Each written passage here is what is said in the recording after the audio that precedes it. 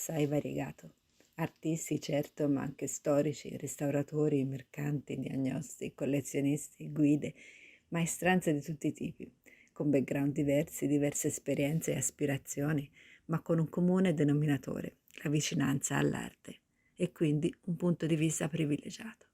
Qualcuno molto famoso e fa molto rumore, ma quasi tutti hanno delle storie appassionanti da raccontare. Ve ne vogliamo presentare qualcuna. È un piacere introdurre Clarenza Catullo, Register and Collection Manager del MART di Trento Rovereto. Veneziana in trasferta in Trentino, per ragioni professionali. Ho cominciato a lavorare a Venezia nel lontano '86, a Venezia ho lavorato per una delle istituzioni sicuramente più prestigiose in quel momento, cioè Palazzo Grassi, quando apparteneva al gruppo Fiat, quindi l'avvocato Agnelli. E dopo circa 15 anni appunto a Venezia,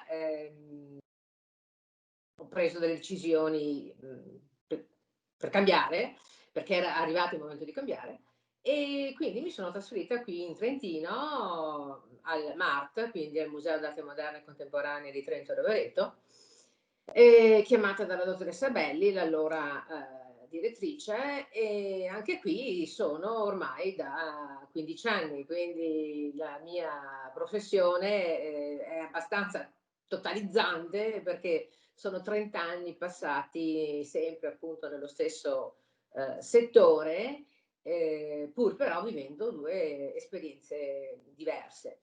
La cosa per me interessante è sapere che ho potuto fare questa esperienza senza essere una vera specialista. Io in effetti avrei dovuto fare o l'interprete o la linguista, perché ho un diploma in traduttore interprete, ho ottenuto la scuola interpreti di Trieste, ma sono anche laureata in anglistica. Sta di fatto che non ho fatto in effetti seriamente né l'una né l'altra, perché la vita mi ha portato ad incontrare delle persone che mi hanno inserito appunto in questo settore, quindi quello culturale, museale, e ho iniziato facendo del volontariato anche a lungo tempo, dall'81 all'86 alla collezione Peggy Guggenheim a Venezia, in qualità di volontaria associata per i musei italiani. Allora c'era questa diciamo, questo braccio armato dell'Associazione dei monumenti, dei musei veneziani, e appunto mi hanno domandato assieme a delle altre persone di metter su, diciamo, quella che sarebbe poi stata la futura sezione didattica della collezione Guggenheim. Da cosa è nata cosa, e appunto per tempo mi sono dedicata a questa collaborazione con la collezione Guggenheim, dove ho imparato un sacco di cose che mi sono servite appunto poi per andare a lavorare a Palazzo Grassi, e quindi poi qui a Rovereto. E di cosa ti occupi adesso a Rovereto? A Rovereto mi occupo in effetti di un diciamo, di un settore, di una mansione specifica che è diversa rispetto a quella che avevo a Palazzo Grassi. Io a Palazzo Grassi ho lavorato fondamentalmente come exhibition manager, quindi ero l'assistente del direttore artistico, e in qualità di assistente del direttore artistico non storico, cioè quindi non assistente storico scientifica, quindi non essendo una storica dell'arte, non ho mai rubato il lavoro a nessuno, quindi ho sempre lasciato che altri facessero i loro compiti, e avevo l'organizzazione, praticamente avevo il compito di gestire tutta la parte logistica organizzativa delle mostre di Palazzo Grassi. Quindi tutte le mostre, praticamente dalla chiusura di Futurismo a Salvador Dalì, le ho organizzate tutte io da un punto di vista appunto logistico organizzativo, non curatoriale. Qui a Rovereto invece sono arrivata in un primo tempo come exhibition manager, ma poi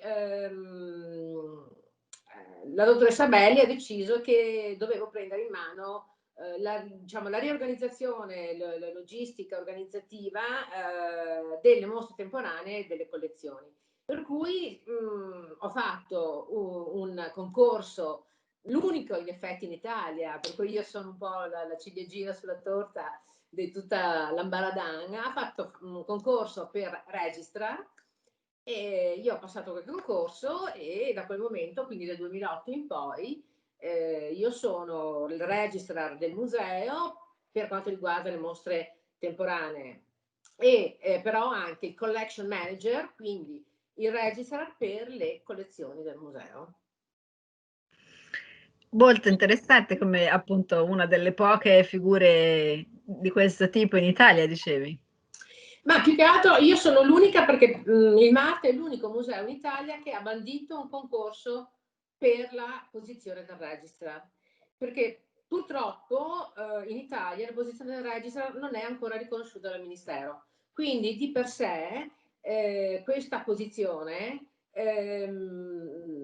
cioè, ufficialmente non esiste, però al contrario ormai tutti i musei italiani hanno un registrar che magari non lo è ufficialmente perché non è stato benedetto appunto da un concorso, ma lo è perché nella posizione di funzionario, di impiegato, è stata affidata alla persona in questione la mansione di gestire appunto da un punto di vista logistico e organizzativo o le mostre temporanee o le collezioni.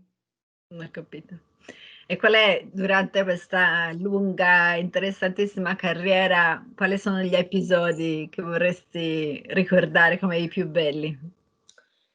Ma devo dire che il mio mestiere, quello proprio che faccio io come registrar, è un mestiere assolutamente eccezionale, è unico, perché mi dà la possibilità di, tra virgolette, avere in mano, quindi con guanti e tutto, il necessario, le cose più incredibili che una persona possa vedere. Diciamo che nella mia esperienza di Palazzo Grassi io ho veramente in modo totalmente incredibile. Io ho fatto dei condition report su delle opere che se adesso ci penso mi viene da ridere, cioè, perché appunto io ho visto passare di tutto, da Leonardo a Mantegna a Picasso, Dürer, Bosch, cioè in 15 anni, in 17 anni a Palazzo Grassi, appunto, abbiamo accolto i maggiori capolavori in assoluto che potevano essere portati a Venezia. Qui a Rovereto l'organizzazione è diversa, è anche, diciamo, abbiamo cercato di impostarla in modo sempre più raffinato e professionale, per cui il registrar di per sé ha una responsabilità teorica, quindi non fa condition report, ma fa supervisione di quei professionisti che eseguono i condition report. E quindi anche qui ho visto e continuo a vedere peraltro grandi capolavori e questo fa di questa posizione professionale sicuramente un'eccezione perché quello che vede un registrar è abbastanza raro che lo possa vedere un curatore, uno storico. Se lo fa diciamo in altri modi, ma non in modo così diciamo concreto e da vicino. Bellissimo deve essere in effetti. E oltre a questa vicinanza così privilegiata, se vuoi, con l'arte che questa professione ti garantisce, ci sono anche aspetti meno positivi di cui vuoi parlare? Qualche episodio oppure Ma diciamo che il mestiere in sé, devo dire che in 30 anni di lavoro non il mestiere in sé non mi ha mai tradito, anzi, il mestiere in sé mi ha sempre nutrito di nuovi stimoli, di nuove passioni, di nuovi entusiasmi. Purtroppo si sa che il mestiere è fatto anche di persone e quindi diciamo che se delusioni ci sono state, quelle delusioni sono state purtroppo provocate dalle persone, non sicuramente dal mestiere. non dall'arte. No, assolutamente no. E cos'è che vedi in futuro? Cosa ti aspetti? Cosa succederà? Siamo anche in un momento molto particolare. Sì, siamo in un momento secondo me di svolta. Siamo in un momento in cui bisogna pensare seriamente a quello che vogliamo fare da grandi, perché, ormai ho la sensazione che tutto quello che abbiamo cavalcato fino ad ora, non sia più, particolarmente attuale. Quindi, dobbiamo certamente cominciare a pensare molto seriamente a quello che vogliamo fare dei musei della cultura, per il futuro, ma soprattutto per chi ci sarà in futuro. Personalmente io, mi vedo abbastanza vicina, diciamo, alla pensione, però non una pensione, diciamo letargica, ma ad una pensione che spero molto molto attiva e molto propositiva. Perché, quello che, mi interessa in particolar modo è di riuscire a far qualcosa per i giovani, perché, i giovani in questo momento, dal nostro sistema, chiamiamolo scolastico o didattico, in questo campo particolare ricevono molto poco. Avrebbero bisogno di confrontarsi molto di più con, quello è che è la vita concreta del museo, però chiaramente nelle condizioni in cui siamo in questo momento, c'è poco bacino, diciamo, aperto alla stragrande utenza di tutti quelli che escono dall'università. Non so come, perché ci sto pensando, ma mi piacerebbe molto, poter avere la possibilità, appunto, una volta in pensione, di, offrire ai giovani, a quelli che finiscono di studiare o stanno studiando o che stanno cercando, diciamo, la loro strada nel mondo della cultura, di poter appunto dare loro quello che io ho imparato da altri in tanti anni di lavoro, perché questo è sicuro, cioè io non sono arrivata imparata, io ho imparato tutto da grandi personaggi, da Ponto Sultana, da Germano Celant, dai Dagianelli, da Angelo Bottini, da professor Torelli, da Gaia Olenti, da Pierluigi Cerri, da Gabriella Belli, dalla dottoressa Collu, da dottor Maraniello, cioè tutte le persone per cui io ho lavorato, tutte le istituzioni per cui ho lavorato mi hanno dato moltissimo. Ho una discreta esperienza e vorrei poterla ridare a qualcuno, ecco, perché altrimenti andrebbe persa. Quindi un passaggio di testimone, Sì. uno sguardo ottimista e anche se non mi sbaglio, diciamo un giudizio complessivo su questo mondo dell'arte, a parte persone possono avere deluso in qualche momento, ma insomma molto di un ambiente molto ricco, fertile, di un posto dove si sta bene, insomma.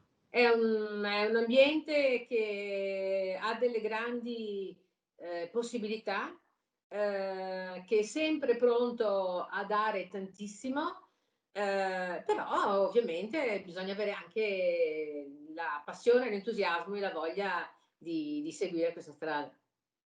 Benissimo, grazie mille. La Niente. nostra intervista si conclude qui. Le chiedo soltanto chi è che nomina per la prossima puntata. Per la prossima puntata nomino la dottoressa Cristina Resti, che è art manager per le assicurazioni generali Arte Italia, che è, secondo me, un esempio ottimo nella diversificazione dei ruoli necessari alla cultura e alle professioni museali.